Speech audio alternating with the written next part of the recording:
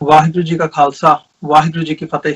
TV 84 ਦੇ ਸਾਰੇ ਦਰਸ਼ਕ ਤੇ ਸਰੋਤੇ ਜਿਹੜੇ ਇਸ ਵਕਤ ਸਾਡੇ ਨਾਲ ਨਾਰਥ ਅਮਰੀਕਾ ਦੇ ਵਿੱਚੋਂ ਜੁੜੇ ਹੋਏ ਆ ਜਾਂ ਫਿਰ ਸੋਸ਼ਲ ਮੀਡੀਆ ਦੇ ਰਾਹੀਂ ਦੁਨੀਆ ਭਰ ਦੇ ਵਿੱਚ ਸਾਨੂੰ ਦੇਖ ਰਹੇ ਆ, ਮੈਂ ਅਮਰਜੀਤ ਸਿੰਘ ਆਪ ਸਭ ਦਾ ਤਹਿ ਦਿਲੋਂ ਅੱਜ ਇਸ ਗੁਫ਼ਤਗੂ ਪ੍ਰੋਗਰਾਮ ਦੇ ਵਿੱਚ ਸਵਾਗਤ ਕਰਦਾ।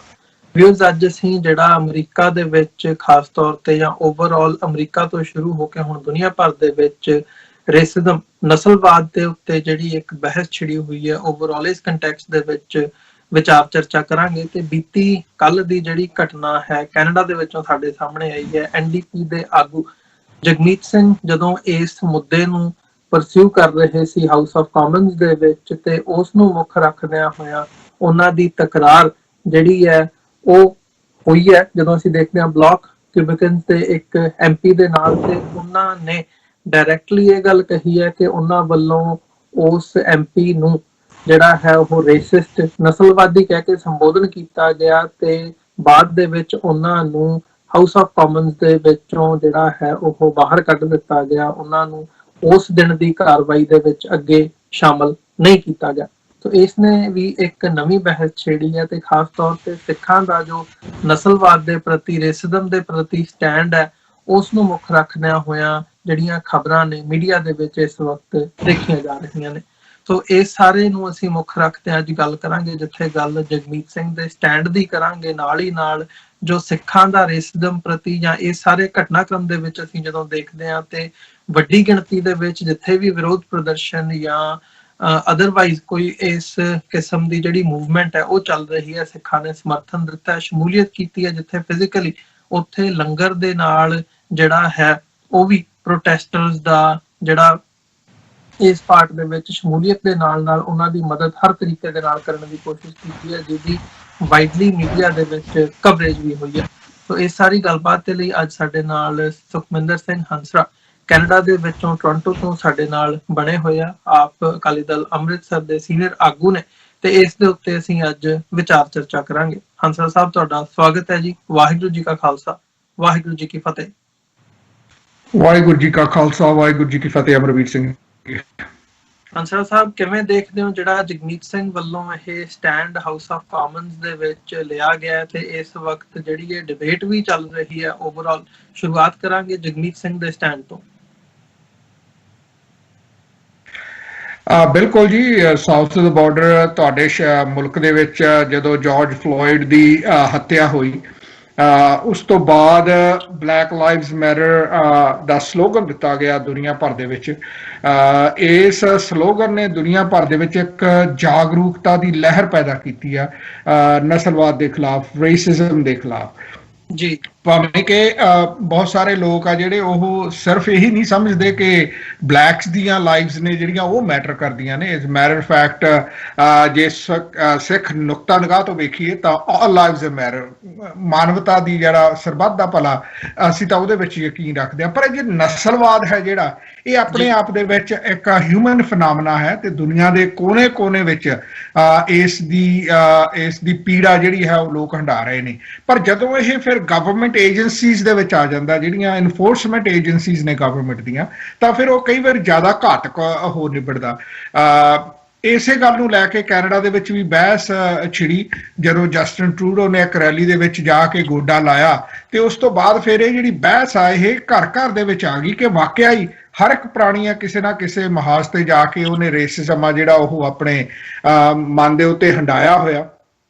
ਤੇ ਐਨਡੀਪੀ ਪਾਰਟੀ ਹੈ ਜਿਹੜੀ, ਜਿਸ ਦੇ ਆਗੂ ਸਰਦਾਰ ਜਗਮੀਤ ਸਿੰਘ ਹੁਣੀ ਹਨ, ਉਹਨਾਂ ਨੇ ਫਿਰ ਕੱਲ ਹਾਊਸ ਦੇ ਵਿੱਚ ਇੱਕ ਮੋਸ਼ਨ ਲੈ ਕੇ ਆਂਦਾ ਕਿ ਆਰਸੀਐਮਪੀ ਨੇ ਬਹੁਤ ਸਾਰੇ ਜਿਹੜੇ ਐਬਰੀਜਨਲਸ ਨੇ ਉਹਨਾਂ ਦੀ ਹੱਤਿਆ ਕੀਤੀ ਹੈ ਗੋਲੀ ਮਾਰ ਕੇ, ਜਦੋਂ ਉਹ ਆਪਣੇ ਹੱਕਾਂ ਦੀ ਖਾਤਰ ਕਿਤੇ ਐਜੀਟੇਸ਼ਨਸ ਕਰਦੇ ਨੇ। ਤੁਹਾਨੂੰ ਪਤਾ ਹੈ ਕਿ ਬਹੁਤ ਸਾਰੀ ਜਿਹੜੀ ਕੈਨੇਡਾ ਦੀ ਲੈਂਡ ਹੈ ਉਹ ਅਜੇ ਵੀ ਕਰਾਊਨ ਲੈਂਡ ਨਹੀਂ ਬਣੀ, ਬਲਕਿ ਐਬਰੀਜਨਲਸ ਦੀ ਲੈਂਡ ਮੰਨੀ ਜਾ ਰਹੀ ਹੈ। ਐਜ਼ ਮੈਟਰ ਫੈਕਟ ਕੈਨੇਡਾ ਦਾ ਸਭ ਤੋਂ ਵੱਡਾ ਹਾਈਵੇ 401, ਉਹਦੇ ਬਹੁਤ ਸਾਰੇ ਹਿੱਸੇ ਜਿਹੜੇ ਹਨ ਉਹ ਵੀ ਐਬਰੀਜਨਲਸ ਦੀ ਲੈਂਡ ਦੇ ਉੱਤੋਂ ਦੀ ਲੰਘ ਰਹੇ ਨੇ। ਸੋ ਕਈ ਵਾਰ ਲੈਂਡ ਕਲੇਮ ਕਰਦੇ ਐਜੀਟੇਸ਼ਨਸ ਕਰ ਲੈਂਦੇ ਨੇ ਤੇ ਰਸਤੇ ਰੋਕ ਲੈਂਦੇ ਨੇ, ਹੋਰ ਇਤਾਦਕ ਭੰਨ ਤੋੜ ਤਾਂ ਉਹ ਖੈਰ ਨਹੀਂ ਕਰਦੇ, ਪਰ ਰਸਤੇ ਜ਼ਰੂਰ ਰੋਕਦੇ ਨੇ, ਹਾਈਵੇਜ਼ ਜ਼ਰੂਰ ਬਲੌਕ ਕਰਨ ਦੀ ਕੋਸ਼ਿਸ਼ ਕਰਦੇ ਨੇ। ਤਾਂ ਫਿਰ ਆਬਵੀਅਸਲੀ OPP ਜਾਂ RCMP ਉਹਨਾਂ ਦਾ ਕਨਫਰੰਟੇਸ਼ਨ ਕਰਦੀ ਹੈ ਤੇ ਕਈ ਵਾਰ ਇਸ ਤਰ੍ਹਾਂ ਜਿਹੜੇ ਆ ਉਹ ਕਤਲ ਵੀ ਹੋਏ ਨੇ। ਪਿਛਲੇ ਦਿਨੀ ਇੱਕ ਕੇਸ ਜਦੋਂ ਸਾਹਮਣੇ ਆਇਆ, ਜਦੋਂ ਕਿ RCMP ਫਿਰ ਸਕਰੂਟਨਾਈਜ਼ ਹੋਣੀ ਸ਼ੁਰੂ ਹੋਈ ਕਿ ਇੱਕ ਬੈਂਡ ਦਾ ਜਿਹੜਾ ਉਹਨਾਂ ਦਾ ਆਗੂ ਸੀਗਾ ਉਹਨੂੰ ਅਰੈਸਟ ਕਰਨ ਦੀ ਖਾਤਰ ਬੇਵਜ੍ਹਾ ਉਹਨੂੰ ਥੱਲੇ ਸੱਟ ਕੇ ਉਹਨੂੰ ਅਬਿਊਜ਼ ਕੀਤਾ ਗਿਆ, ਉਹਦੀ ਵਾਈਫ ਵੀ ਉਹਦੇ ਨਾਲ ਸੀ। ਤੇ ਉਸ ਤੋਂ ਬਾਅਦ ਫਿਰ ਇਹ ਜਿਹੜੀ RCMP ਆ, ਸਾਡੀ ਕੈਨੇਡਾ ਦੀ ਰਾਇਲ ਮਾਊਂਟਡ ਪੁਲਿਸ, ਜਿਹੜੀ ਕਿ ਨੈਸ਼ਨਲ ਪੁਲਿਸ ਮੰਨੀ ਜਾਂਦੀ ਹੈ, ਉਹਦੇ ਉੱਤੇ ਬਹੁਤ ਸਾਰੇ ਜਿਹੜੇ ਆ ਉਂਗਲੀਆਂ ਉੱਠਣੀਆਂ ਸ਼ੁਰੂ ਹੋਈਆਂ ਤੇ ਕਮਿਸ਼ਨਰ ਨੇ ਆ ਕੇ ਵੀ ਇਸ ਗੱਲ ਨੂੰ ਨੈਸ਼ਨਲ ਮੀਡੀਆ ਦੇ ਵਿੱਚ CBC ਦੇ ਉੱਤੇ ਸਵੀਕਾਰ ਕਰ ਲਿਆ ਕਿ ਯੈਸ, ਸਾਡੀ ਫੋਰਸ ਦੇ ਵਿੱਚ ਕੁਝ ਐਲੀਮੈਂਟਸ ਰੇਸਿਜ਼ਮ ਦੇ ਬਿਲਕੁਲ ਹੈਗੇ ਆ ਤੇ ਅਸੀਂ ਇਹਦੇ ਬਾਰੇ ਆਉਣ ਵਾਲੇ ਦਿਨਾਂ ਦੇ ਵਿੱਚ ਇਹਦਾ ਕੋਈ ਇਲਾਜ ਕਰਾਂਗੇ। ਸੋ ਇਹਦੇ ਉੱਤੇ ਕੁਦਰਤੀ ਸੀਗਾ ਕਿ ਇਸ ਪੈਂਡੈਮਿਕ ਦੇ ਦੌਰਾਨ ਬਹੁਤ ਥੋੜੇ ਲਿਮਟਿਡ MPs ਆ ਜਿਹੜੇ ਉਹ ਪਾਰਲੀਮੈਂਟ ਦੇ ਵਿੱਚ ਬਹਿੰਦੇ ਨੇ, ਬਾਕੀ ਸਾਰੇ ਵਿਰਚੂ ਹੁੰਦੇ ਨੇ। ਉੱਥੇ ਫਿਰ ਜਗਮੀਤ ਸਿੰਘ ਨੇ ਆਪਣਾ ਇੱਕ ਮੋਸ਼ਨ ਕੀਤਾ ਕਿ RCMP ਦੀ ਫੰਡਿੰਗ, RCMP ਦੀਆਂ ਜਿੰਨੀਆਂ ਹੁਣ ਤੱਕ ਦੀਆਂ ਐਜੀਟੇਸ਼ਨਸ ਨੇ ਉਹਨਾਂ ਦੀ ਫੁੱਲ ਡਿਸਕਲੋਜ਼ਰ ਰਿਪੋਰਟ ਅਤੇ RCMP ਦੀ ਸਿਖਲਾਈ, ਹਾਇਰਿੰਗ, ਇਹਦਾ ਚੋਕ ਹੋਲਡਿੰਗ ਵਰਗੀਆਂ ਜਿਹੜੀਆਂ ਪਾਲਿਸੀਜ਼ ਨੇ ਉਹ ਸਾਰੀਆਂ ਰਿਵਿਊ ਕੀਤੀਆਂ ਜਾਣ। ਹੁਣ ਇਹ ਮੋਸ਼ਨ ਆ ਜਿਹੜਾ, ਕਿਉਂਕਿ ਜਗਮੀਤ ਸਿੰਘ ਹੁਣੀ 3rd 4th ਪਾਰਟੀ ਆ ਪਾਰਲੀਮੈਂਟ ਦੇ ਵਿੱਚ, ਇਹਨੂੰ ਯੂਨੈਨਿਮਸ ਕੰਸੈਂਟ ਮਿਲਣੀ ਜ਼ਰੂਰੀ ਸੀਗੀ, ਤਾਂ ਹੀ ਇਹ ਜਿਹੜਾ ਮੋਸ਼ਨ ਆ ਇਹ ਅੱਗੇ ਫਾਰਵਰਡ ਹੋ ਸਕਦਾ ਸੀਗਾ। ਪਰ ਇੱਕ MP ਜਿਹੜੀ ਉੱਥੇ ਬਲਾਕ ਦੀ ਕੁਬੈਕ ਦੀ ਸੀਗੀ, ਉਹਦਾ ਨਾਂ ਸੀ ਏਰੀਅਨ ਥੇਰੀਅਨ, ਉਸਨੇ ਇਹਨੂੰ ਅਪੋਜ਼ ਕਰ ਦਿੱਤਾ ਕਿ ਇਹਦੀ ਕੋਈ ਜ਼ਰੂਰਤ ਨਹੀਂ ਹੈ, ਕਿਉਂਕਿ ਆਲਰੇਡੀ ਇੱਕ ਕਮੇਟੀ ਹੈ ਜਿਹੜੀ ਉਹ RCMP ਦੇ ਰੋਲ ਨੂੰ ਐਗਜ਼ਾਮਿਨ ਕਰ ਰਹੀ ਹੈ। ਜਗਮੀਤ ਸਿੰਘ ਨੇ ਐਡਮਿਟ ਕੀਤਾ ਕਿ ਮੈਨੂੰ ਬੜਾ ਗੁੱਸਾ ਆਇਆ ਕਿ ਯਾਰ ਰੇਸਿਸਟ ਲੋਕ ਪਾਰਲੀਮੈਂਟ ਦੇ ਵਿੱਚ ਵੀ ਬੈਠੇ ਆ। ਸੋ ਉਹਨੇ ਆਪਣੀ ਆਵਾਜ਼ ਦੇ ਵਿੱਚ ਉਹਨੂੰ ਬੈਠ ਕੇ ਰੇਸਿਸਟ ਕਹਿਤਾ ਕਿ ਯੂ ਆਰ ਰੇਸਿਸਟ, ਤੇ ਉਹ ਆਵਾਜ਼ ਉਹਨੂੰ ਸੁਣ ਗਈ ਤੇ ਉਹਨੇ ਉੱਠ ਕੇ ਉਹਦੀ ਕੰਪਲੇਨ ਕੀਤੀ। ਸਪੀਕਰ ਨੇ ਜਗਮੀਤ ਸਿੰਘ ਨੂੰ ਕਿਹਾ ਕਿ ਤੁਸੀਂ ਅਪੋਲੋਜੀ ਮੰਗ ਲਓ ਤੇ ਆਪਣੇ ਜਿਹੜੇ ਰਿਮਾਰਕਸ ਹਨ ਉਹਨੂੰ ਵਾਪਸ ਲੈ ਲਓ। ਜਗਮੀਤ ਸਿੰਘ ਨੇ ਡਿਨਾਈ ਕੀਤਾ ਕਿ ਮੈਂ ਐਸਾ ਨਹੀਂ ਕਰਾਂਗਾ, ਕਿਉਂਕਿ ਮੇਰਾ ਇਮੋਸ਼ਨ ਆ ਜਿਹੜਾ ਇਹ ਨਾ ਪਾਰਟੀ ਪੋਲਿਟਿਕਸ ਆ ਨਾ ਕੋਈ ਹੋਰ ਗੱਲ ਆ, ਇਹ ਸਿੰਪਲੀ ਰੇਸਿਜ਼ਮ ਨੂੰ ਕੰਟਰੋਲ ਕਰਨ ਦੇ ਲਈ ਆ ਤੇ ਰੇਸਿਜ਼ਮ ਦਾ ਇਲਾਜ ਲੱਭਣ ਦੇ ਲਈ ਆ। ਇਸ ਕਰਕੇ ਇਹਨੇ ਇਸ MP ਨੇ ਜੇ ਇਹਦਾ ਵਿਰੋਧ ਕੀਤਾ ਤਾਂ ਇਹਦਾ ਮਤਲਬ ਆ ਸ਼ੀ ਇਜ਼ ਅ ਰੇਸਿਸਟ। ਸੋ ਇਸ ਕਰਕੇ ਫਿਰ ਜਿਹੜਾ ਪ੍ਰੋਟੋਕੋਲ ਆ ਉਹਦੇ ਅਨੁਸਾਰ ਜਗਮੀਤ ਸਿੰਘ ਨੂੰ ਜਿਹੜਾ ਰਹਿੰਦਾ ਦਿਨ ਸੀਗਾ ਬਾਕੀ ਦਾ, ਉਹਦੇ ਵਿੱਚੋਂ ਪਾਰਲੀਮੈਂਟ ਚੋਂ ਰੁਖਸਤ ਕਰ ਦਿੱਤਾ ਗਿਆ, ਕੱਢ ਦਿੱਤਾ ਗਿਆ। ਪਰ ਬਾਹਰ ਆ ਕੇ ਵੀ ਜਗਮੀਤ ਸਿੰਘ ਨੇ ਗੱਲ ਰਿਪੀਟ ਕੀਤੀ ਕਿ ਇਹੋ ਜਿਹੇ ਮੋਸ਼ਨ ਦੀ ਅਗਰ ਕੋਈ ਵਿਰੋਧਤਾ ਕਰਦਾ ਹੈ ਤਾਂ ਉਹਨੂੰ ਮੈਂ ਰੇਸਿਸਟ ਹੀ ਕਹੂੰਗਾ। ਤੇ ਉਸਨੇ ਕਿਹਾ ਵੀ ਮੈਨੂੰ ਇਸ ਚੀਜ਼ ਦੇ ਉੱਤੇ ਅਫਸੋਸ ਹੈ ਕਿ ਜਿਹੜਾ ਬੰਦਾ ਰੇਸਿਜ਼ਮ ਦੇ ਖਿਲਾਫ ਲੜਨ ਦੀ ਕੋਸ਼ਿਸ਼ ਕਰ ਰਿਹਾ ਉਹਨੂੰ ਪਾਰਲੀਮੈਂਟ ਦੇ ਵਿੱਚੋਂ ਕੱਢ ਦਿੱਤਾ ਗਿਆ, ਜਿਹੜਾ ਰੇਸਿਸਟ ਹੈ ਉਹ ਪਾਰਲੀਮੈਂਟ ਦੇ ਵਿੱਚ ਬੈਠੀ ਰਹੀ। ਸੋ ਇਹ ਮਾਜਰਾ ਜਿਹੜਾ ਹੈ, ਇਸ ਦੇ ਨਾਲ ਹੋਰ ਡਿਬੇਟ ਅੱਗੇ ਜਿਹੜੀ ਹੈ ਚੱਲ ਪਈ ਹੈ। ਜਗਮੀਤ ਸਿੰਘ ਹੋਰਾਂ ਦਾ ਆਪਣੀ ਜਦੋਂ ਪ੍ਰੋਫਾਈਲਿੰਗ ਵੀ ਹੋਈ ਸੀਗੀ ਉਦੋਂ ਵੀ ਸਾਹਮਣੇ ਆਇਆ ਸੀ ਕਿ ਜਗਮੀਤ ਸਿੰਘ ਹੋਰਾਂ ਨੇ ਸਕੂਲ ਦੇ ਵਿੱਚ, ਯੂਨੀਵਰਸਿਟੀ ਦੇ ਵਿੱਚ ਕਾਫੀ ਰੇਸਿਜ਼ਮ ਆ ਜਿਹੜਾ ਉਹ ਖੁਦ ਆਪ ਹੰਡਾਇਆ ਹੈ। So he got that first hand experience about racism. So ਇਹ ਕੁਦਰਤੀ ਗੱਲ ਹੈ ਕਿ ਜਿਹੜਾ ਇਹ ਬਲੈਕ ਲਾਈਵਜ਼ ਮੈਟਰ ਦੇ ਉਸ ਸੋਰਟ ਆਫ ਸਲੋਗਨ ਦੇ ਥੱਲੇ ਦੁਨੀਆ ਦੇ ਕੋਨੇ-ਕੋਨੇ ਵਿੱਚ ਨਸਲਵਾਦ ਦੇ ਖਿਲਾਫ ਆ ਜਿਹੜੀ ਉਹ ਲੜਾਈ ਉਹ ਇਸ ਵਕਤ ਜਾਰੀ ਹੈ, ਜਾਗਰੂਕਤਾ ਲਹਿਰ ਜਾਰੀ ਹੈ। ਇੱਥੇ ਵੀ ਬਹੁਤ ਸਾਰੀਆਂ ਡੈਮੋਨਸਟ੍ਰੇਸ਼ਨਸ ਇਸ ਦੇ ਬਾਰੇ ਹੋ ਰਹੀਆਂ ਨੇ, not more for George Floyd himself but racism ਜਿਹੜਾ ਹੈ ਉਹ ਫੋਰਫਰੰਟ ਤੇ ਆ ਗਿਆ ਹੈ ਜੀ। ਬਿਲਕੁਲ ਇੱਥੇ ਜਿਵੇਂ ਇਸ ਨੁਕਤਾ ਨਿਗਾਹ ਤੋਂ ਵੀ ਇਸ ਪਾਰਟ ਨੂੰ ਦੇਖਣ ਦੀ ਜ਼ਰੂਰਤ ਹੈ ਵੀ ਜਦੋਂ ਅਸੀਂ ਓਵਰਆਲ ਸਿੱਖ ਫਲਸਫੇ ਦੀ ਜਾਂ ਸਿੱਖੀ ਦੀ ਗੱਲ ਕਰਦੇ ਹਾਂ ਤਾਂ ਸਰਬੱਤ ਦੇ ਭਲੇ ਦੀ ਗੱਲ ਹੈਗੀ ਆ, ਅਸੀਂ ਅਰਦਾਸ ਦੇ ਵਿੱਚ ਮੰਗਦੇ ਹਾਂ, ਜਾਂ ਓਵਰਆਲ ਜਦੋਂ ਆਪਣੇ ਨਜ਼ਰੀਏ ਤੋਂ ਅਸੀਂ ਦੇਖਦੇ ਹਾਂ ਫਿਰ ਇਹਦੀ ਅਹਿਮੀਅਤ ਕੀ ਹੈ। ਕਿਉਂਕਿ ਇੱਥੇ ਹੁਣ ਅਮਰੀਕਾ ਦੇ ਵਿੱਚ, ਕੈਨੇਡਾ ਦੇ ਵਿੱਚ ਤੁਸੀਂ ਜ਼ਿਕਰ ਕਰ ਰਹੇ ਹੋ, ਜਾਂ ਓਵਰਆਲ ਅਸੀਂ ਦੇਖਦੇ ਹਾਂ ਤੇ ਇਹ ਜਿਹੜੇ ਪ੍ਰੋਟੈਸਟ ਹੋ ਰਹੇ ਨੇ, ਸਿੱਖਾਂ ਨੇ ਨਾ ਸਿਰਫ ਇਹਦੇ ਵਿੱਚ ਸ਼ਮੂਲੀਅਤ ਕੀਤੀ ਹੈ ਬਲਕਿ ਥਾਂ ਦੇ ਉੱਤੇ ਲੰਗਰ ਲਾਏ ਨੇ, ਮਾਨਵਤਾ ਦੀ ਜਿਹੜੀ ਹੈ ਭਲਾਈ ਦੇ ਲਈ, ਭਾਵੇਂ ਇਸ ਕਰੋਨਾ ਨੂੰ ਮੁੱਖ ਰੱਖਦੇ ਹੋਏ, COVID-19 ਨੂੰ ਮੁੱਖ ਰੱਖਦੇ ਹੋਏ ਹੁਣ ਲੋਕਾਂ ਦੀ ਮਦਦ ਜਿਹੜੀ ਹੈ ਉਹ ਕੀਤੀ ਹੈ। ਸੋ ਸਾਡੇ ਲਈ ਇਹਦੀ ਅਹਿਮੀਅਤ ਹੋਰ ਵੀ ਜ਼ਿਆਦਾ ਆ ਜਦੋਂ ਅਸੀਂ ਦੇਖਦੇ ਹਾਂ ਇੱਕ ਧਾਰਮਿਕ ਨਜ਼ਰੀਏ ਤੋਂ। ਬਿਲਕੁਲ ਸਹੀ ਗੱਲ ਹੈ ਜੀ। ਸਾਡੇ ਤਾਂ DNA ਦੇ ਵਿੱਚ ਆ ਇਹ ਕਿ ਅਸੀਂ ਕਮਜ਼ੋਰ ਦੇ ਨਾਲ ਜਾਂ ਕਿਸੇ ਵੀ ਮਾਰਜਨਲਾਈਜ਼ਡ ਤਬਕੇ ਦੇ ਨਾਲ ਕਦੇ ਜਿਹੜਾ ਰੇਸਿਜ਼ਮ ਆ, ਕਦੇ ਧੱਕਾ ਜਿਹੜਾ ਉਹਨੂੰ ਸਹਿਣ ਨਹੀਂ ਕਰਦੇ, ਅਸੀਂ ਆਪਣੀ ਆਵਾਜ਼ ਬੁਲੰਦ ਕਰਦੇ ਹਾਂ। ਸੋ ਉਸ ਨੁਕਤੇ ਨੂੰ ਲੈ ਕੇ ਮੈਂ ਸਮਝਦਾ ਹਾਂ ਕਿ ਇਹ ਅਨਫੋਰਚੂਨੇਟ ਆ ਕਿ ਦੁਨੀਆ ਦੇ ਤਖਤੇ ਦੇ ਉੱਤੇ ਰੇਸਿਜ਼ਮ ਤਾਂ ਆਪਾਂ ਮੁੱਢ ਕਦੀਮ ਤੋਂ ਹੀ ਚਲਾ ਆ, ਪਰ ਹੁਣ ਅਸੀਂ ਜਿਹੜੀਆਂ ਗਵਰਨਮੈਂਟ ਏਜੰਸੀਜ਼ ਨੇ, ਖਾਸ ਕਰਕੇ RCMP ਕੈਨੇਡਾ ਦੀ ਏਜੰਸੀ ਆ, ਉਹ ਐਡੀ ਰਾਇਲ ਮਾਊਂਟਡ ਪੁਲਿਸ ਆ ਅਤੇ ਨੈਸ਼ਨਲ ਪੁਲਿਸ ਆ, ਉਹਦਾ ਬਹੁਤ ਵੱਡਾ ਉੱਚਾ ਕੱਦ ਹੈ।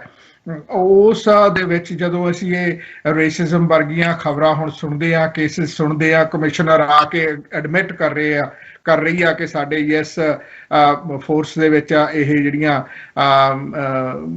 ਰੇਸਿਜ਼ਮ ਦੀਆਂ ਅਲਾਮਤਾਂ ਨੇ ਇਹ ਮੌਜੂਦ ਨੇ, ਅਸੀਂ ਇਹਨਾਂ ਨੂੰ ਦੂਰ ਕਰਨ ਦੀ ਕੋਸ਼ਿਸ਼ ਕਰਾਂਗੇ। ਤਾਂ ਇਹ ਬੜੀ ਸਮਤਾ ਜ਼ਰੂਰ ਹੈਗਾ ਜੀ। ਤੇ ਇਹਦੇ ਵਿੱਚ ਇੱਕ ਹੋਰ ਫੈਕਟਰ ਵੀ ਹੈ ਜਿਹੜਾ ਮੈਂ ਇੱਥੇ ਰਿਲੇਟਿਵ ਸਮਝਦਾ, ਕਿ ਅਸੀਂ ਜਦੋਂ ਰੇਸਿਜ਼ਮ ਦੇ ਖਿਲਾਫ ਪ੍ਰੋਟੈਸਟ ਦੇ ਵਿੱਚ ਸ਼ਾਮਲ ਹੁੰਦੇ ਆ ਇੱਕ ਸਿੱਖ ਦੇ ਤੌਰ ਤੇ, ਤਾਂ ਅਸੀਂ ਇਸ ਪਾਰਟ ਨੂੰ ਜਦੋਂ ਪਿਛੋਕੜ ਦੇ ਨਾਲ ਜਾਂ ਸਾਡੇ ਤੇ ਜੋ ਤਸ਼ੱਦਦ ਹੁੰਦਾ ਭਾਰਤ ਦੇ ਵਿੱਚ, ਉਸ ਦੇ ਨਾਲ ਵੀ ਰਿਲੇਟ ਕਰਕੇ ਦੇਖਦੇ ਆ। ਉੱਥੇ ਵੀ ਸਿਸਟਮ ਹੈ, ਪੁਲਿਸ ਫੋਰਸ ਹੈ, ਪੁਲਿਸ ਹੈ ਜੋ ਤਸ਼ੱਦਦ ਕਰਦੀ ਹੈ, ਤੇ ਇੱਕ ਸਿਸਟਮ ਹੈ ਜਿਹੜਾ ਸਿੱਖਾਂ ਦੇ ਖਿਲਾਫ ਤਸ਼ੱਦਦ ਕਰਦਾ ਹੈ। ਸੋ ਉਹੀ ਸਿਸਟਮ ਨੂੰ ਜਦੋਂ ਅਸੀਂ ਇੱਥੇ ਦੇਖਦੇ ਹਾਂ ਕਿ ਉਹ ਇੱਕ ਅਫਰੀਕਨ ਅਮਰੀਕਨ ਕਮਿਊਨਿਟੀਜ਼ ਦੇ ਉੱਤੇ ਜਾਂ ਉਹਨਾਂ ਨੂੰ ਕਿਸ ਨਜ਼ਰ ਨਾਲ ਵਹਿੰਦਾ ਜਾਂ ਰੇਸਿਜ਼ਮ ਵਾਲਾ ਪਾਰਟ ਆਉਂਦਾ, ਕਿਤੇ ਨਾ ਕਿਤੇ ਉਹ ਵੀ ਕੜੀ ਜੁੜਦੀ ਹੈ। ਬਿਲਕੁਲ ਸਹੀ ਹੈ ਜੀ। ਆਫਟਰ ਆਲ ਜਦੋਂ ਅਸੀਂ ਆਪਣੀਆਂ ਸਭਾਵਾਂ ਦੇ ਵਿੱਚ ਬੈਠਦੇ ਹਾਂ, ਟੈਲੀਫੋਨ ਕਨਵਰਸੇਸ਼ਨਸ ਹੁੰਦੀਆਂ ਨੇ ਜਾਂ ਸਾਡੇ ਮੀਡੀਆ ਦੇ ਵਿੱਚ ਗੱਲ ਹੁੰਦੀ ਹੈ ਕਿ ਇੱਥੇ ਇੱਕ ਜਾਰਜ ਫਲੋਇਡ ਮਾਰਿਆ, ਕਿਸ ਤਰ੍ਹਾਂ ਲੋਕ ਗਲੀਆਂ ਦੇ ਵਿੱਚ ਨਿਕਲੇ ਆਏ, ਇੱਕ ਰਿਚਾਰਡ ਬਰੁਕਸ ਨੂੰ ਕਤਲ ਕੀਤਾ, ਕਿਸ ਤਰ੍ਹਾਂ ਪੁਲਿਸ ਦੇ ਖਿਲਾਫ ਫੈਲਨੀ ਮਰਡਰ ਦੇ ਚਾਰਜਸ ਲੱਗ ਗਏ, ਤੇ ਸਾਡੇ ਉੱਥੇ ਪੰਜਾਬ ਦੇ ਵਿੱਚ ਆਲਮੋਸਟ 1.5-2 ਲੱਖ ਸਿੱਖ ਆ ਜਿਹੜਾ ਉਹ ਮਾਰ ਕੇ ਖਪਾ ਦਿੱਤਾ, ਤੇ ਕੋਈ ਵੀ ਨਾ ਕੇਸ ਆ, ਨਾ ਕੋਈ ਉਹਨਾਂ ਨੂੰ ਮੁਆਵਜ਼ਾ ਦਿੱਤਾ ਗਿਆ। ਇਹ ਅਨਫੋਰਚੂਨੇਟ ਆ। ਆਬਵੀਅਸਲੀ ਅਸੀਂ ਖੁਸ਼ਕਿਸਮਤ ਆ ਕਿ ਚੰਗੇ ਮੁਲਕਾਂ ਦੇ ਵਿੱਚ ਰਹਿ ਰਹੇ, ਕਿਉਂਕਿ ਜਿਹੜਾ ਪੁਲਿਸ ਰਾਜ ਹੈ ਨਾ ਆਪਣੇ ਭਾਈ ਸਾਹਿਬ ਜੀ, ਉਹ ਕੁਦਰਤੀ ਗੱਲ ਹੈ ਕਿ ਪੁਲਿਸ ਦੇ ਉੱਤੇ ਨੱਥ ਪਾ ਕੇ ਰੱਖਣੀ ਬੜੀ ਜ਼ਰੂਰੀ ਹੈ। ਇਹ ਜਿਹੜੀ ਵਰਦੀ ਦਾ ਰਾਜ ਹੈ ਨਾ, ਇਹ ਬੜਾ ਖਤਰਨਾਕ ਹੋ ਸਕਦਾ, ਕਿਉਂਕਿ ਇਨਸਾਨ ਆ ਜਿਹੜਾ he get sucked into that power.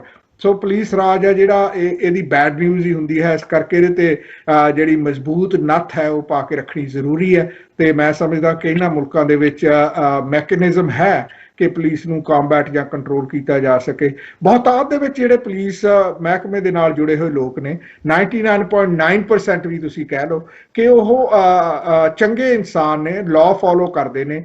ਹੁਣ ਚੋਕ ਹੋਲਡਿੰਗ ਵਾਲੀ ਜਿਹੜੀ ਗੱਲ ਆ, ਉਹ ਅਮਰੀਕਾ ਦੇ ਵਿੱਚ ਵੀ ਉਹਦੇ ਤੇ ਨਜ਼ਰਸਾਨੀ ਕੀਤੀ ਜਾ ਰਹੀ ਹੈ। ਸਾਡੇ ਵੀ RCMP ਤੇ ਹੋਰ ਫੋਰਸਿਸ ਨੇ ਕਹਿ ਦਿੱਤਾ ਕਿ ਅਸੀਂ ਜਿਹੜੀ ਚੋਕ ਹੋਲਡਿੰਗ ਵਰਗੀ ਪਾਲਿਸੀ ਆ, ਇਸ ਨੂੰ ਰਿਵਿਊ ਕਰਾਂਗੇ ਤੇ ਇਸ ਨੂੰ ਖਤਮ ਕਰਾਂਗੇ, ਇਸ ਨੂੰ ਬੰਦ ਕਰਾਂਗੇ, ਕਿਉਂਕਿ ਰਿਚਾਰਡ ਬਰੁਕਸ ਦਾ ਜੋ ਕਤਲ ਹੋਇਆ ਹੈ, ਮਹਿਜ਼ ਉਹ ਭੱਜਿਆ ਜਾ ਰਿਹਾ, ਉਹਦੇ ਕੋਲ ਕੋਈ ਗਨ ਨਹੀਂ ਹੈ, ਟੇਜ਼ਰ ਜ਼ਰੂਰ ਹੈਗਾ, ਉਹਨੂੰ ਅਰੈਸਟ ਕਰਨ ਦੀ ਖਾਤਰ ਪਿੱਛੋਂ ਗੋਲੀ ਮਾਰ ਕੇ ਉਸ ਨੂੰ ਮਾਰ ਦਿੱਤਾ ਗਿਆ। ਇਹ ਮੈਂ ਸਮਝਦਾ ਹਾਂ ਕਿ ਜਦੋਂ ਇਹ ਵੀਡੀਓ ਲੋਕ ਵੇਖਦੇ ਨੇ ਤਾਂ ਫਿਰ ਕੁਦਰਤੀ ਗੱਲ ਹੈ ਕਿ ਬੜੇ ਸਵਾਲ ਤੁਹਾਡੇ ਮਨ ਦੇ ਵਿੱਚ ਉੱਠਦੇ ਨੇ ਕਿ ਪੁਲਿਸ ਨੂੰ, ਜਿਹੜੇ ਟ੍ਰੇਨਡ ਅਫੀਸ਼ੀਅਲਸ ਨੇ ਪੁਲਿਸ ਦੇ, ਉਹਨਾਂ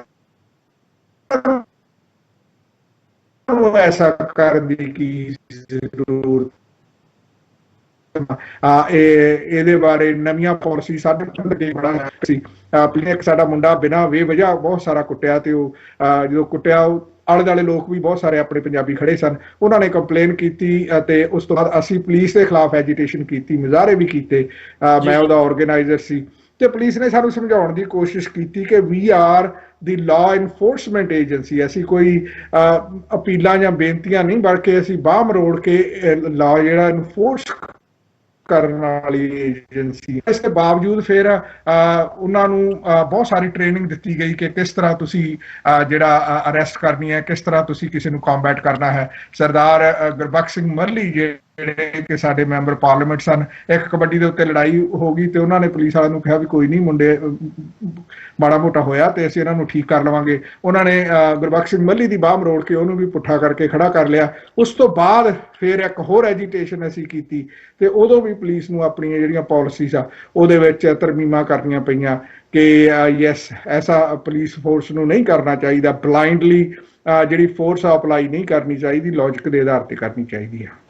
ਬਿਲਕੁਲ ਬਿਲਕੁਲ, ਇੱਥੇ ਬਹੁਤ ਜ਼ਿਕਰਯੋਗ ਜਿਹੜਾ ਹੈ ਗੱਲ ਤੁਸੀਂ ਕੀਤੀ ਹੈ, ਤੇ ਨਾਲ ਹੀ ਨਾਲ ਜਿਵੇਂ ਅਸੀਂ ਇਹ ਸਾਰੇ ਪਾਰਟ ਨੂੰ ਦੇਖ ਰਹੇ ਹਾਂ, ਇੱਥੇ ਇਹ ਵੀ ਗੱਲ ਧਿਆਨ ਦੇ ਵਿੱਚ ਰੱਖਣੀ ਜ਼ਰੂਰੀ ਹੈ ਵੀ ਇੱਕ ਸਿੱਖ ਹੋਣ ਦੇ ਨਾਤੇ ਜਦੋਂ ਅਸੀਂ ਇਸ ਪਾਰਟ ਨੂੰ ਕਿਵੇਂ ਦੇਖਦੇ ਹੋ ਕਿ ਜਿੱਥੇ ਅਸੀਂ ਪ੍ਰੋਟੈਸਟ ਦੇ ਵਿੱਚ ਸ਼ਾਮਲ ਹੋ ਰਹੇ ਹਾਂ, ਵਿਰੋਧ ਪ੍ਰਦਰਸ਼ਨ ਹੁੰਦੇ ਆ ਜਾਂ ਐਜੀਟੇਸ਼ਨ ਹੁੰਦੀਆਂ ਨੇ, ਉੱਥੇ ਨਾਲ ਹੀ ਨਾਲ ਸਿਸਟਮ ਦੇ ਵਿੱਚ ਰਹਿ ਕੇ ਜਾਂ ਸਿਸਟਮ ਦੇ ਵਿੱਚ ਵੜ ਕੇ ਕਿਵੇਂ ਉਹਨੂੰ ਚੇਂਜ ਕੀਤਾ ਜਾ ਸਕਦਾ ਹੈ, ਉਸ ਪੱਖ ਦੀ ਅਹਿਮੀਅਤ ਕੀ ਹੈ, ਜਾਂ ਜਿਸ ਮੁਕਾਮ ਤੇ ਜਗਮੀਤ ਸਿੰਘ ਖਲੋਤੇ ਆ ਉਹਨਾਂ ਦਾ ਅਸੀਂ ਜ਼ਿਕਰ ਕਰ ਰਹੇ ਹਾਂ, ਉਹ ਕਿਵੇਂ ਸਿਸਟਮ ਦੇ ਵਿੱਚ ਰਹਿੰਦਿਆਂ ਇਸ ਪਾਰਟ ਦਾ ਵਿਰੋਧ ਕਰ ਰਹੇ ਆ।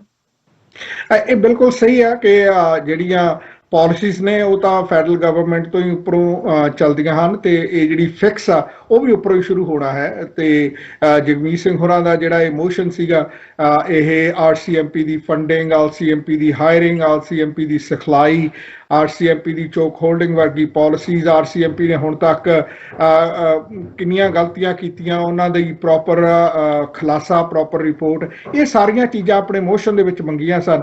ਤੇ ਅਗਰ ਇਹ ਚੀਜ਼ਾਂ ਸਾਰੀਆਂ ਲਾਈਟ ਦੇ ਵਿੱਚ ਆ ਜਾਂਦੀਆਂ ਨੇ, ਜਿਹੜੀਆਂ ਕਿ ਇਵੈਂਚੁਅਲੀ ਹੁਣ ਆਉਣਗੀਆਂ, ਜ਼ਰੂਰ ਆਉਣਗੀਆਂ ਕਿਸੇ ਨਾ ਕਿਸੇ ਸੂਰਤ ਦੇ ਵਿੱਚ, ਤਾਂ ਫਿਰ ਜਿਹੜਾ ਫਿਕਸ ਹੈ ਉਹ ਲੱਭਣਾ ਜ਼ਰੂਰੀ ਹੋ ਜਾਂਦਾ। ਖਾਸ ਕਰਕੇ ਜਦੋਂ ਇਕਨੋਲੇਜਮੈਂਟ ਆ ਗਈ RCMP the, commissioner the, head of RCMP ਦੀ, ਕਿ ਯੈਸ ਦੇयर ਇਜ਼ ਅ ਪ੍ਰੋਬਲਮ। ਸੋ ਜਦੋਂ ਪ੍ਰੋਬਲਮ ਆਇਡੈਂਟੀਫਾਈ ਹੋ ਜਾਏਗੀ ਤੇ ਪ੍ਰੋਬਲਮਸ ਆਇਡੈਂਟੀਫਾਈ ਹੋ ਜਾਣਗੀਆਂ, ਇੱਕ ਤੋਂ ਵੱਧ ਪ੍ਰੋਬਲਮਸ ਹੋਣਗੀਆਂ, ਤਾਂ ਫਿਰ ਕੁਦਰਤੀ ਗੱਲ ਆ ਕਿ ਉਹਦਾ ਫਿਕਸ ਹੈ ਜਿਹੜਾ 100% ਤਾਂ ਕਦੇ ਵੀ ਕੋਈ ਚੀਜ਼ ਫਿਕਸ ਨਹੀਂ ਹੁੰਦੀ, ਕਿਉਂਕਿ ਇਹ ਜਿਹੜਾ ਸਿਸਟੈਮਿਕ ਰੇਸਿਜ਼ਮ ਆ ਇਹ ਹਿਊਮਨ ਫਿਨਾਮਿਨਾ ਹੈ।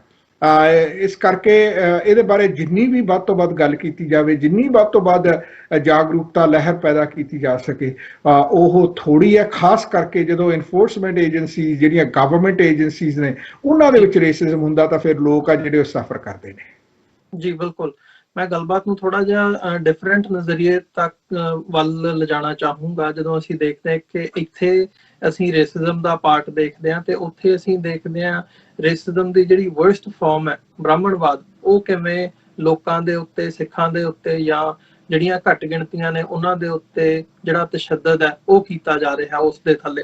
ਸੋ ਜਦੋਂ ਅਸੀਂ ਇਹਨਾਂ ਦੋਵਾਂ ਪਾਰਟਸ ਨੂੰ ਦੇਖਦੇ ਹਾਂ ਤੇ ਭਾਰਤ ਦੀ ਗੱਲ ਕਰਨੀ ਹੋਵੇ, ਇਹ ਸਾਰੇ ਮਾਹੌਲ ਦੇ ਚੱਲਦਿਆਂ, ਇਹ ਸਾਰੇ ਵਿਰੋਧ ਪ੍ਰਦਰਸ਼ਨਾਂ ਦੇ ਚੱਲਦਿਆਂ, ਹੁਣ ਜੇ ਇੱਥੇ ਹਿੰਦੂਤਵੀਆਂ ਦਾ ਜਾਂ ਭਾਰਤ ਦੇ ਨਜ਼ਰੀਏ ਤੋਂ ਦੇਖਣਾ ਹੋਵੇ ਤੇ ਉਹਨਾਂ ਵੱਲੋਂ ਵੀ ਵਿਰੋਧ ਕੀਤਾ ਜਾ ਰਿਹਾ ਹੈ।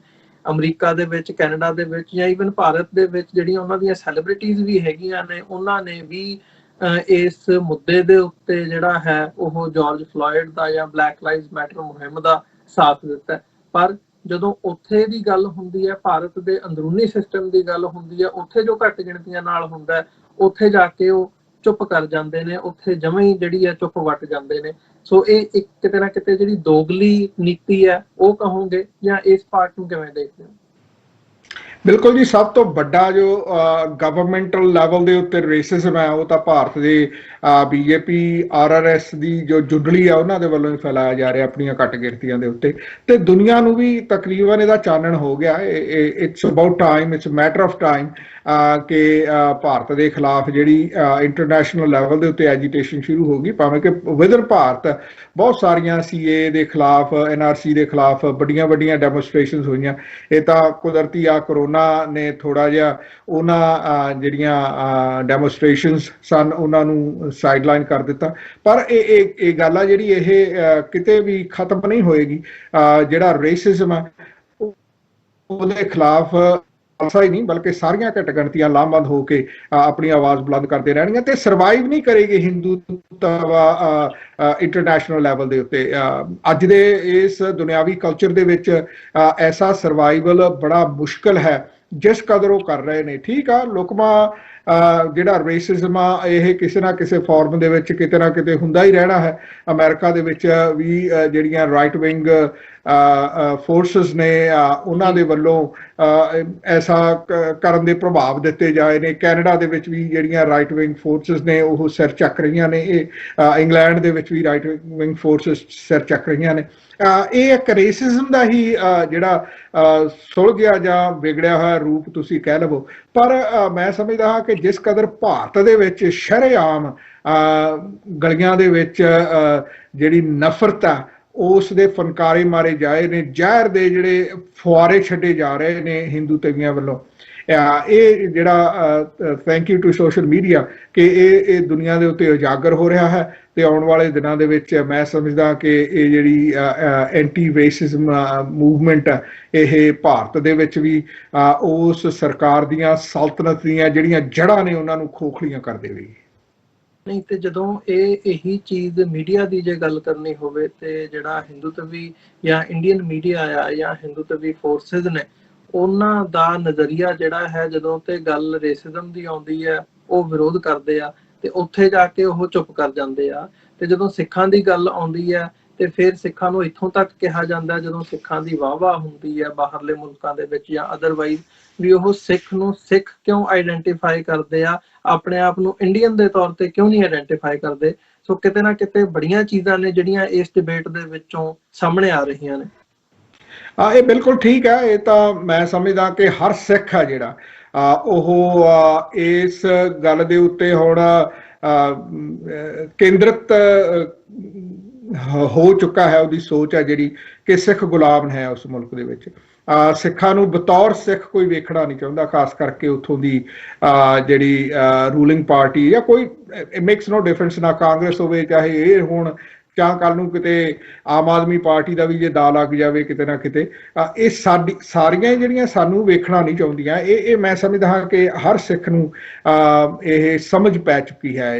ਜਿਸ ਤਰ੍ਹਾਂ ਪਿਛਲੇ ਦਿਨੀ ਅਕਾਲ ਤਖਤ ਸਾਹਿਬ ਦੇ ਜਥੇਦਾਰ ਸਰਬੱਤ ਖਾਲਸਾ ਵੱਲੋਂ ਜਗਤਾਰ ਸਿੰਘ ਹਵਾਰਾ ਨੇ, ਉਹ ਸਮਝਦੇ ਨੇ ਆਪਣੀ ਜ਼ਿੰਦਗੀ ਉਹਨਾਂ ਨੇ ਸਿੱਖ ਕੌਮ ਦੀ ਆਜ਼ਾਦੀ ਲਈ ਲਾਈ ਹੋਈ ਹੈ। ਅਕਾਲ ਤਖਤ ਸਾਹਿਬ ਦੇ ਕਾਰਜਕਾਰੀ ਜਥੇਦਾਰ ਧਿਆਨ ਸਿੰਘ ਮੰਡ ਜੋ ਸਰਬੱਤ ਖਾਲਸਾ ਨੇ ਨਿਯੁਕਤ ਕੀਤੇ, ਉਹ ਸਮਝਦੇ ਹਨ ਉਹਨਾਂ ਨੇ ਆਪਣੇ ਪਰਿਵਾਰ ਦੇ ਬੜੇ ਜੀ ਇਸ ਦੇ ਵਿੱਚ ਕੁਰਬਾਨ ਕਰਵਾਏ ਹਨ।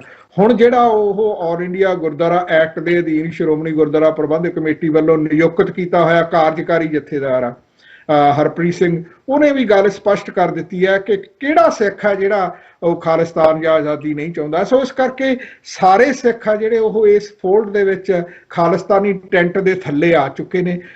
ਇਹ ਜਿਹੜੀ ਪ੍ਰਾਪਤੀ ਆ ਸਾਡੀ 36 ਸਾਲਾਂ ਦੀ, ਮੈਂ ਸਮਝਦਾ ਹਾਂ ਕਿ ਇਹ ਭਾਰਤ ਦੇ ਲਈ ਇੱਕ ਵੱਡਾ ਅਲਾਰਮ ਵੱਜਿਆ ਹੈ, ਤੇ ਆਉਣ ਵਾਲੇ ਦਿਨਾਂ ਦੇ ਵਿੱਚ ਰੇਸਿਜ਼ਮ ਤਾਂ ਰੇਸਿਜ਼ਮ ਬਲਕਿ ਗੁਲਾਮੀ ਦੀ ਜਿਹੜੀ ਜੜ ਉਹ ਵੀ ਜੜੋਂ ਪੁੱਟਣ ਦੇ ਆਸਾਰ ਬਣਦੇ ਜਾ ਰਹੇ ਨੇ। ਜੀ ਬਿਲਕੁਲ ਹੰਸਾ ਸਾਹਿਬ, ਤੁਹਾਡਾ ਬਹੁਤ ਬਹੁਤ ਧੰਨਵਾਦ ਇਸ ਸਾਰੀ ਗੱਲਬਾਤ ਦੇ ਲਈ। ਤੁਸੀਂ ਸਮਾਂ ਕੱਢਿਆ ਤੇ ਵਿਚਾਰਾਂ ਦੀ ਸਾਂਝ ਸਾਡੇ ਨਾਲ ਪਾਈ ਹੈ। ਸੋ ਅੱਜ ਦੇ ਸ਼ੋਅ ਦੇ ਵਿੱਚ ਇੱਥੇ ਹੀ ਇਜਾਜ਼ਤ ਚਾਹਾਂਗੇ ਜੀ। ਫਤਿਹ ਦੀ ਸਾਂਝ ਪਾਈਏ। ਵਾਹਿਗੁਰੂ ਜੀ ਕਾ ਖਾਲਸਾ, ਵਾਹਿਗੁਰੂ ਜੀ ਕੀ ਫਤਿਹ ਜੀ।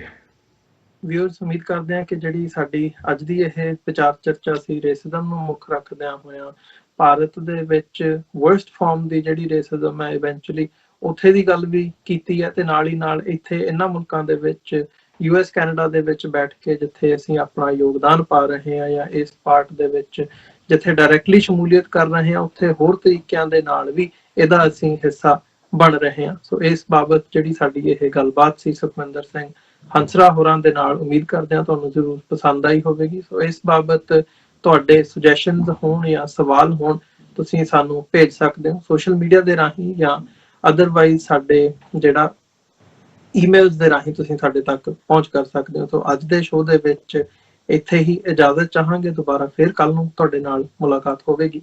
ਇਜਾਜ਼ਤ ਦਿਓ ਜੀ। ਵਾਹਿਗੁਰੂ ਜੀ ਕਾ ਖਾਲਸਾ, ਵਾਹਿਗੁਰੂ ਜੀ ਕੀ ਫਤਿਹ।